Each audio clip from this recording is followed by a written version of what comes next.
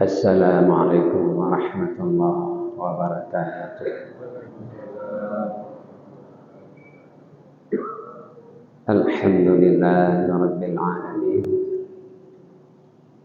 Wa bihi nasta'inu ala umuri dunya waddin. Allahumma shalli ala sayyidina Muhammadin wa ala alihi wa sahbihi ajma'in. Rabbi shrah li sadri wa yassir li amri wahlul 'uqdatam min lisani yafqahu qawli.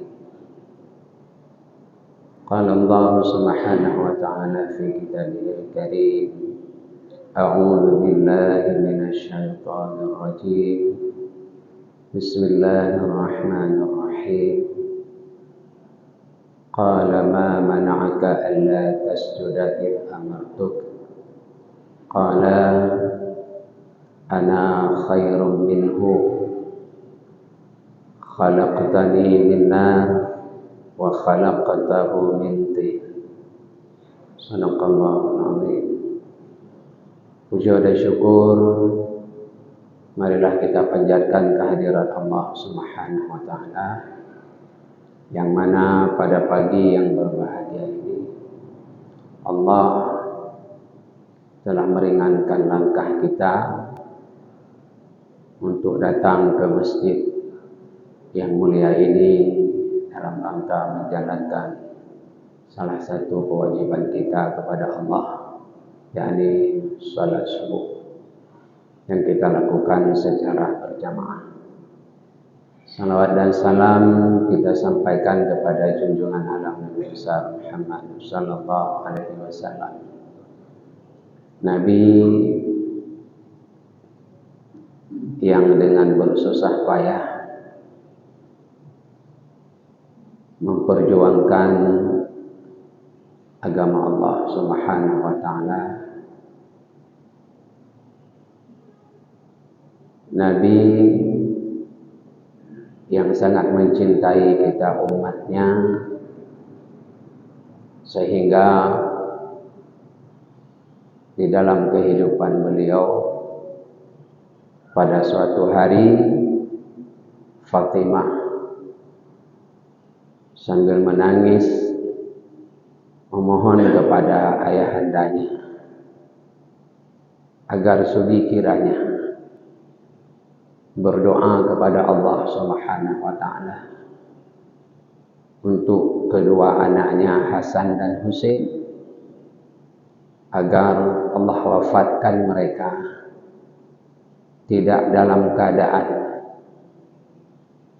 diracuni, tidak dalam keadaan diperang dan dipenggal kepalanya, tapi dalam keadaan yang baik-baik saja. Namun Rasulullah mengatakan kepada Fatimah anaknya, wahai anakku, biarlah apa yang telah diqada dan dikadarkan Allah terjadi di atas permukaan bumi ini. Namun aku tidak akan memberikan doa itu. Aku tidak akan berdoa karena doa itu aku simpan untuk umatku di yaumil mahsyar nanti. Demikian cintanya Rasulullah kepada kita. Namun kita marilah bertanya di dalam diri pribadi kita masing-masing. Seberapa cintanya kita dalam hidup ini kepada Rasulullah sallallahu alaihi wasallam, sehingga syariat yang telah beliau titipkan kepada kita jaga dan kita pelihara dan kita jalankan sebagaimana kekuasaan kemampuan yang telah Allah berikan kepada kita semua. Salam dan salam juga kita mohon kepada Allah agar disampaikan kepada para sahabat beliau, keluarga, para ulama mutaqaddimin, ulama mutaakhirin, dan ulama yang mutabar yang masih tinggal 1-2 lagi di atas bumi Allah Subhanahu wa taala. yang luntuan pemulia Gure luntuan Malik Misran Fuadi di mana ronyo nari tengah-tengah kita ni, dan yang luntuan pemulia Abi Musyid masjid yang mulianya, dan di tengah-tengah kita ni Gure-gure abi-abi guru si luntuan mimi dan ayah-ayah jamaah subuh yang dirahmati oleh Allah Subhanahu wa taala. Sebelumnya lung tempat kerja chip lu. Ya, anak dijala berarti subuhnya bintang pegahaba lam cahaya belim. Kalau itu lu nagureki bintang pegahaba dalam cahaya belim. Tapi na kenikmatan dan na kemudahan. Maknanya ketika na kesilapan dan kesalahan, lihat cara na so betul itu kan. Dari itu yang digoreng, berjaya. Nah, alhamdulillah. Maknanya sabuh nikmat syid bila Allah meronyo kedun sempat lebih kepercayaan oleh Allah untuk berbicara di ke guru luntuan dan orang-orang syekh luntuan Banten. Jamaah salat subuh rahimakumullah. Dalam waktu yang singkatnya, marilah sama-sama kita mengingatkan kembali peristiwa-peristiwa yang terjadi yang Allah abadikan di dalam Al-Quran dan di dalam hadis Rasulullah Sallallahu Alaihi Wasallam. Pada subuh yang mulianya, kita coba mengingatkan kembali tentang salah satu daripada sifat hati yang hanagat, yang sangat dibenci dan marahnya Allah Subhanahu wa taala bagi siapa saja yang mencoba untuk memiliki sifat tersebut di dalam menjalani hidup di atas bumi Allah Subhanahu wa taala, yakni sifat sombong. Azazil merupakan salah satu daripada makhluk Allah Subhanahu wa taala yang Allah berikan kemuliaan, di mana Azazil merupakan pimpinan daripada malaikat-malaikat Allah Subhanahu wa taala. 80 tahun dia beribadah kepada Allah Subhanahu wa taala.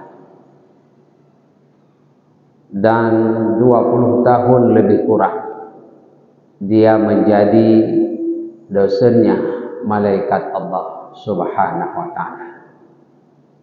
Dia merupakan gurunya daripada Jibril beserta malaikat-malaikat yang lainnya. Demikian mulia dan tinggi kedudukannya di sisi Allah Subhanahu wa taala. Nabi Adam alaihi salam Allah ciptakan di dalam syurganya yang mulia. Azazil pun Allah tempatkan di dalam syurganya. Namun apa yang terjadi? Azazil makhluk yang dimuliakan oleh Allah, gurunya para malaikat Allah. Allah usir di dalam tempat yang paling mulia, yakni syurga Allah, ke bumi yang fana ini. Demikian juga Nabi Allah Adam alaihi salam, akibat daripada tipuan iblis laknatillah dan rayuan daripada seorang wanita Siti Hawa yang merupakan istrinya, sehingga beliau khilaf memakan buah yang terlarang di dalam syurga Allah, dan akhirnya pun Allah turunkan ke permukaan dunia yang fana ini. Penyebab utama iblis Allah turunkan, Allah usir dari syurganya karena iblis ingkar. Iblis merasa dirinya itu lebih baik daripada Adam alaihissalam. Iblis merasa dirinya itu lebih mulia daripada Adam. Dia merasa bahwasanya Adam itu adalah lebih hina, lebih rendah daripada dirinya, sehingga dia tidak mau menjalankan perintah Allah Subhanahu wa taala. Allah berkata, qala ma mana'aka id amartu. Ketika Allah berkata, kenapa kamu tidak mau sujud tatkala aku perintahkan untuk sujud kepada Adam alaihissalam?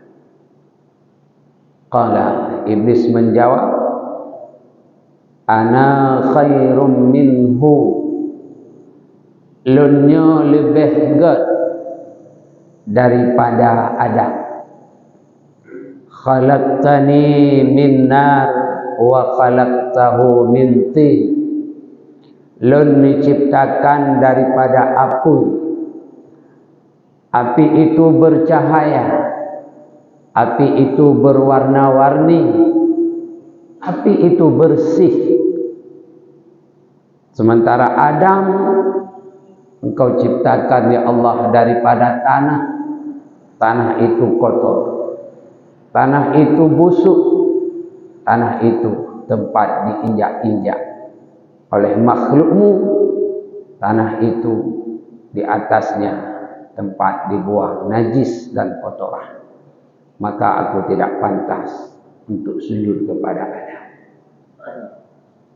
Lalu Allah berkata, kalau memang demikian, kamu merasa dirimu lebih baik, dirimu lebih mulia, kamu angkuh dan sombong, maka keluar dari syurgaku. Syurga ini tidak layak ditempati oleh orang-orang yang sombong. Keluar, kata Allah. Hari ini kamu aku hinakan. Maka Allah mengganti namanya dari Azazil menjadi Iblis. Laknatillah.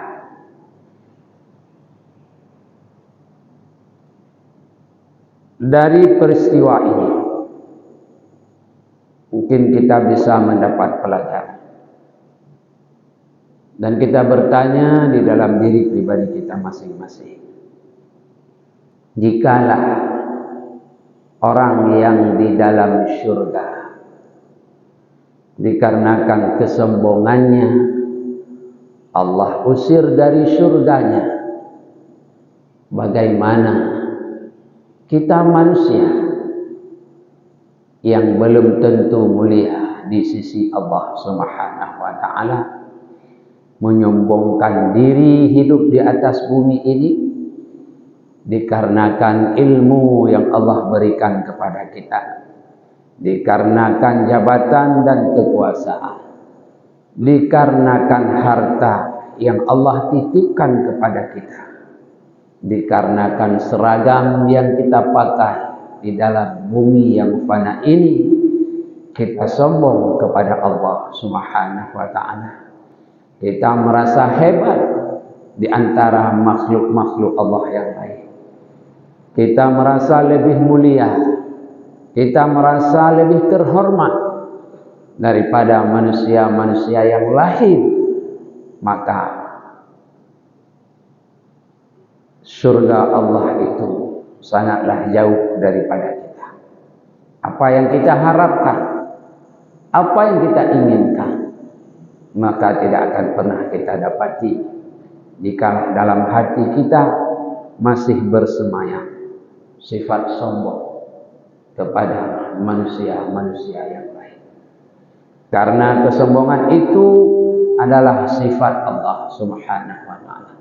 Allah haramkan bagi kita hambanya, bagi kita manusia, untuk berpakaian dengan kesombongan di atas dunia yang fana ini. Urusi ulun tuan ban bantu gore-gore yang dirahmati oleh Allah Subhanahu wa ta'ala. Mulianya manusia, baiknya manusia bukanlah dikarenakan jabatan dan kedudukan, bukanlah dikarenakan kekayaan, bukanlah dikarenakan banyaknya sedekah yang kita berikan. Namun kita ini baru dihitung umat terbaik. Kuntum khaira ummah, kalian adalah umat terbaik, kata Allah Subhanahu wa ta'ala. Kapan? Apakah karena kita mampu membangun masjid? Apakah karena kita Allah titipkan jabatan dan kekayaan? Apakah mulia kita, baiknya kita menjadi umat yang terbaik? Apakah karena ilmu pengetahuan yang kita miliki? Bukan. Kapan Allah menganggap kita umat terbaik? Kuntum khaira ummah ta'muruna bil ma'ruf wa tanhauna 'anil munkar.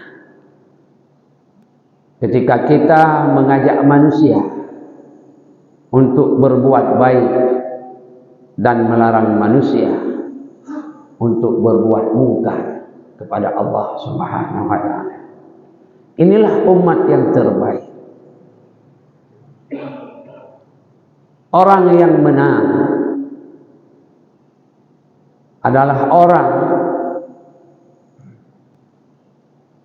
yang dengan kekayaannya, dengan kekuasaannya, dan dengan jabatannya dia pakai untuk mengajak manusia berbuat baik dan meninggalkan kemungkaran kepada Allah Subhanahu wa ta'ala.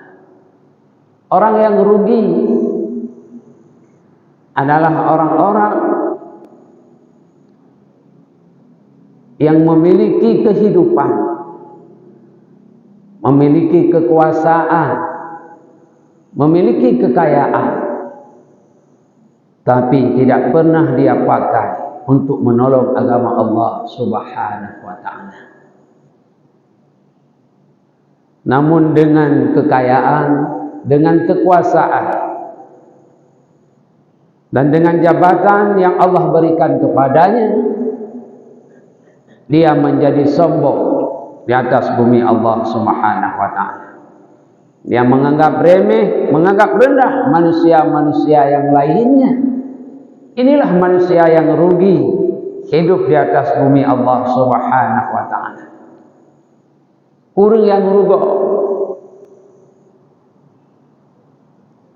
Allah titipkan jabatan, dia tidak pernah mengajak manusia untuk berbuat baik dan tidak pernah melarang manusia untuk meninggalkan kemaksiatan. Malah dengan jabatan itu dia menentang warasatul anbiya, para pewaris-pewaris Rasulullah. Dia menghina para ulama, dia merendahkan para ulama, dia mencaci maki para ulama. Mereka rendahkan kehidupan mereka dengan kekuasaan yang dia miliki. Orang-orang yang merupakan penerus risalah Rasulullah sallallahu alaihi wasallam dia abaikan, dia tinggalkan. Bahkan hari ini yang sangat menyedihkan, nah yang dikejut tu nak ulama. Ikejitna abi-abi dan wali yang memberikan pencerahan umat manusia dengan ilmu pengetahuan agama dengan alasan bahwasanya ulama itu haram berpolitik.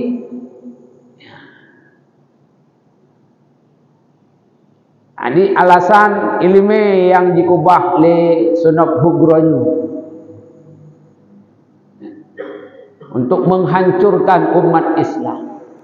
Nyan alasan. Sementara menyatakan kepegah li gure-gure kita nyo. Kajian-kajian yang dilakukan oleh gure-gure kita nyo di dalam Al-Quran tak banyak sejarah para rasul dan para sahabatnya. Semua mereka merupakan pemimpin di atas bumi Allah Subhanahu wa ta'ala, pemimpin daripada rakyat. Semua mereka memimpin. Allah berikan kekuasaan kepada mereka. Nabi kita Muhammad sallallahu alaihi wasallam lebih kurang 10 tahun gemat kekuasaan, gemat kepemimpinan di negeri Madinah, sehingga Islam sampai kepada kita. Kita kenal iman, kita kenal Islam, kita kenal ihsan. Semua itu ketika Allah Subhanahu wa ta'ala menitipkan kekuasaan kepada Rasulullah Muhammad sallallahu alaihi wasallam di Madinah. 13 tahun di Mekah Rasulullah tidak bisa berbuat apa-apa.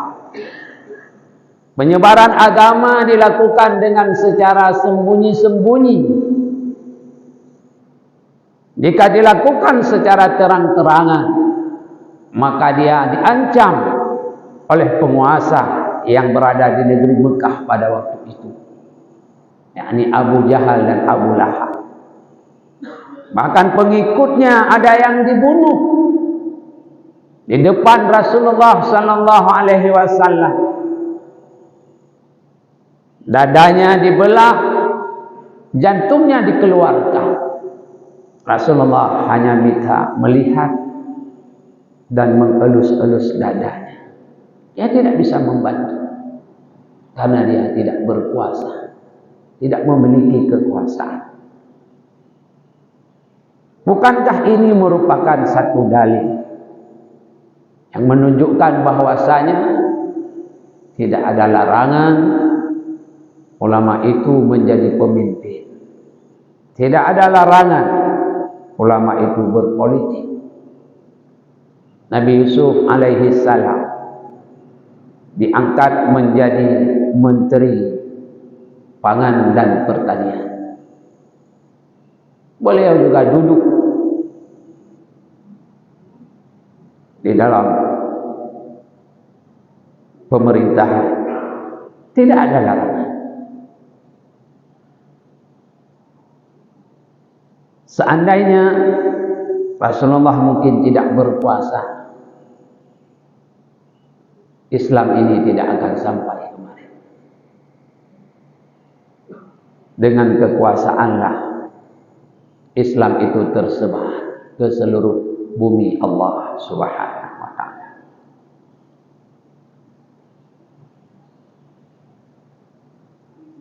Maka sangat sedih kita pada hari ini ketika ada Allah berikan kekuasaan kepada orang-orang tertentu, mereka mencaci maki dan marah kepada ulama dikarenakan menjadi pesaing mereka dalam berpolitik, dalam meraih kepemimpinan di permukaan bumi ini. Oleh karena demikian, produksi tuan dan tentu, marilah kita mengingat bahwasanya kita Allah ciptakan dari sesuatu yang tidak bernilai, sesuatu yang seandainya itu kita kumpulkan kita tawarkan kepada manusia, semua manusia tidak akan mau menerimanya. Allah nukujud gutanyu daripada setetes air yang hina. Dari tiada Allah adakan. Inyan Allah duduk dalam rahim urang syik gutanyu. Kemudian hari berganti hari, minggu berganti minggu, bulan berganti bulan. Air itu Allah rubah secara pelan-pelan menjadi segumpal daging. Daging itu pun Allah bagi-bagi. Allah bentuk mata, Allah bentuk telinga, hidung, mulut, badan, kaki, kepala, dan sebagainya. Hingga sempurna menjadi seorang bayi. Lalu ibu kita Allah beri kuasa untuk melahirkan kita ke permukaan bumi ini.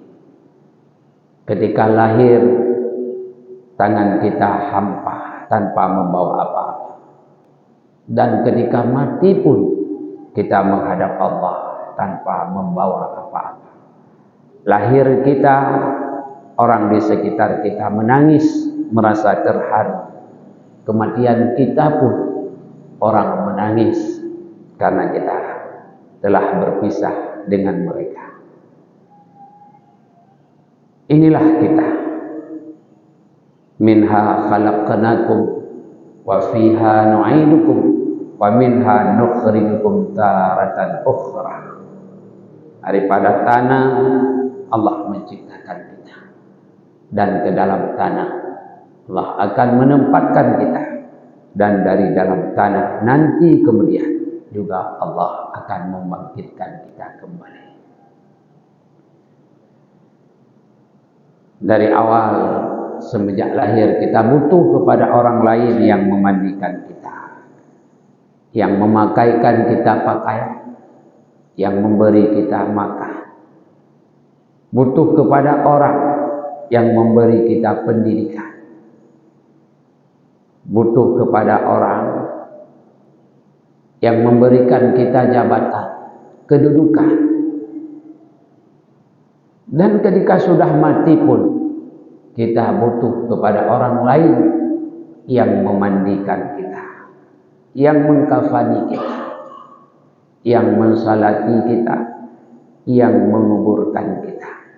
Ternyata dari semenjak lahir sampai kita mati, kita selalu butuh kepada orang lain. Oleh karena itu, pantaskah kita sombong?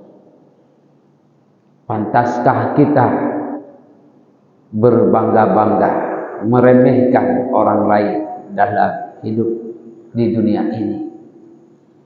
Kalaulah dari sana kita asalnya, kalaulah dalam hidup kita butuh kepada orang lain, maka tidak wajar kita sombong. Seharusnya kita merasa merendahkan diri di hadapan Allah dan manusia-manusia yang lain. Karena pada hakikatnya tidak ada orang yang mulia. Kemuliaan itu bukanlah pada kekayaan. Kemuliaan itu bukanlah pada jabatan dan kedudukan dan kekuasaan. Dan kemuliaan itu bukanlah pada ilmu pengetahuan yang kita miliki, tapi kemuliaan itu adalah terletak pada ketakwaan kita kepada Allah Subhanahu wa ta'ala. Jika kita mampu bertakwa kepada Allah, inna akramakum 'indallahi atqakum. Sungguhnya orang yang mulia di sisi Allah Subhanahu wa ta'ala adalah orang-orang yang bertakwa kepada Allah Subhanahu wa ta'ala. Dia tidak takut kepada siapapun. Dia tidak takut miskin. Dia tidak takut kepada kekuasaan. Tapi yang dia takuti hanyalah kepada Allah Subhanahu wa ta'ala. Sehingga dalam hidup ini dia terus merendahkan diri. Dia terus bertawakal kepada Allah Subhanahu wa ta'ala. Dia tahu bahwasanya wa ma khalaqtul jinna wal ins illa liya'budun. Tidaklah aku ciptakan jin dan manusia kecuali hanya untuk mengenalku, kata Allah, dan untuk menyembah kepadaku. Dia tahu bahawa dirinya diciptakan oleh Allah Subhanahu wa taala hanyalah untuk berbuat baik, terus berbuat baik di bumi ini sampai ajal datang menjemputnya. Dalam bekerja, dia selalu memanfaatkan pekerjaannya itu agar menjadi ibadah di dalam kehidupannya. Dan di dalam pembelajaran, di dalam dia mendidik, dia pun terus berusaha agar apa yang dia ajarkan itu menjadi amal jariahnya nanti ketika dia kembali kepada Allah Subhanahu wa taala. Di dalam membina rumah tangga, dia pun berusaha semaksimal mungkin dan selalu memohon kepada Allah Subhanahu wa taala agar pernikahan yang telah dia lakukan itu menjadi ibadah yang terlama di dalam hidupnya, dan rumah tangga itu menjadi sarana mendekatkan dirinya kepada Allah Subhanahu wa taala. Dia terus berbuat baik karena Allah menciptakannya hanyalah untuk berbuat baik, mengenal Allah, berbuat baik di atas bumi ini. Semoga kita pagi ini Allah selalu memberikan hidayah, taufik dan inayahnya kepada kita, sehingga kita selalu berada di dalam barisan kuntum khaira ummah, umat yang terbaik di antara umat-umat yang lain. Kita terus berusaha untuk mengajak saudara-saudara kita selalu berbuat baik kepada Allah dan kepada manusia-manusia yang lain, dan kita selalu melarang saudara-saudara kita agar meninggalkan kemaksiatan, meninggalkan kemungkaran kepada Allah Subhanahu wa taala. Terlebih-lebih saudara-saudara kita yang sampai saat ini mereka belum mau rukuk dan sujud kepada Allah Subhanahu wa taala. Cobalah kita selalu mengingatkan mereka, karena sombong yang terbesar adalah sombongnya manusia yang tidak mau rukuk dan sujud kepada Allah Subhanahu wa taala. Iblis ke Allah disujud, cuman ke manusia yang haiti. Tapi Allah usir dari surga, dari kedudukan yang mulia, Allah turunkan kepada kedudukan yang paling hina. Tapi yang lebih hina daripada iblis siapa? Mereka-mereka yang tidak mau rukuk dan sujud di hadapan Allah Subhanahu wa taala. Manusia yang hantim sembahyang lebih sombong daripada iblis. Sabuh tingkat lebih manyang manusianya kesombongan dari iblis, karena pakan manusianya ke Allah hantim sujud. Tapi iblis ke manusia hantim, ke Allah jiti. Inilah manusia yang paling sombong. Na'udzubillah. Jadi lagi Allah Subhanahu wa taala agar ditanya keluarga ditanya, saudara-saudara ditanya, adun dan adun ditanya, bersabina di dalam hidayah, taufik dan inayah Allah, sehingga sembahyang sabi dilakukan, rukuk dan sujud selalu ketika tiba waktunya mereka menjalankannya menghadap Allah Subhanahu wa taala. Para Tuhan, gure-gure bermadum yang dirahmati oleh Allah Subhanahu wa taala. Talake ba Allah nyo beli nerajat yang mungkin hana tripli akan ditinggal kita.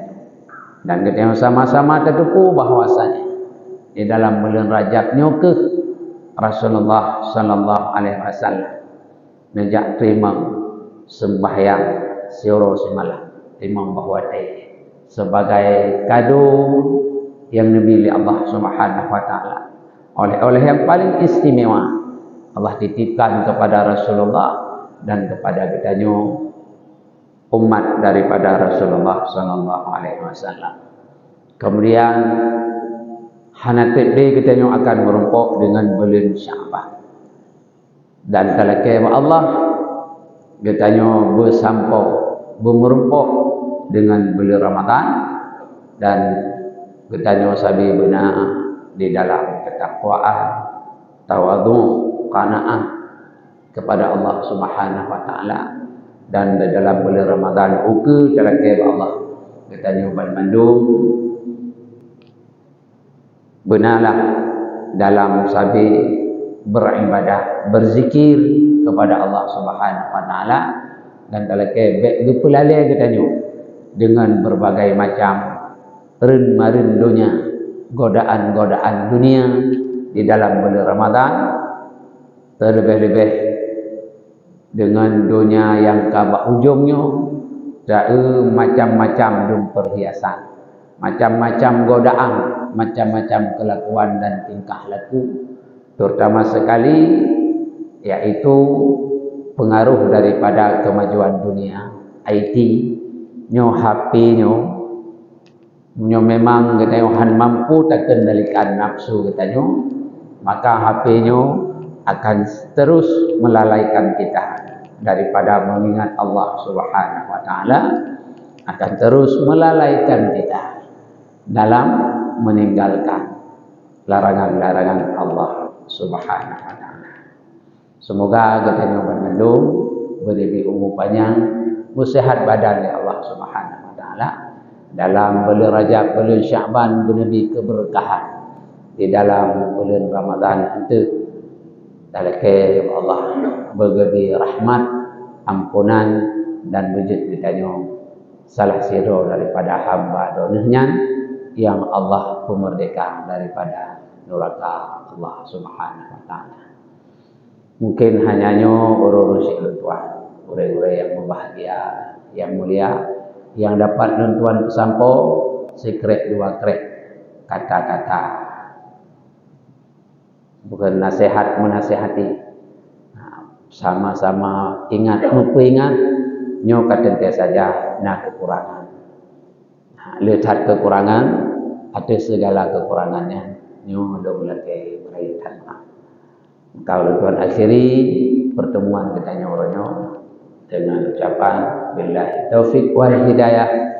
Assalamualaikum warahmatullahi wabarakatuh.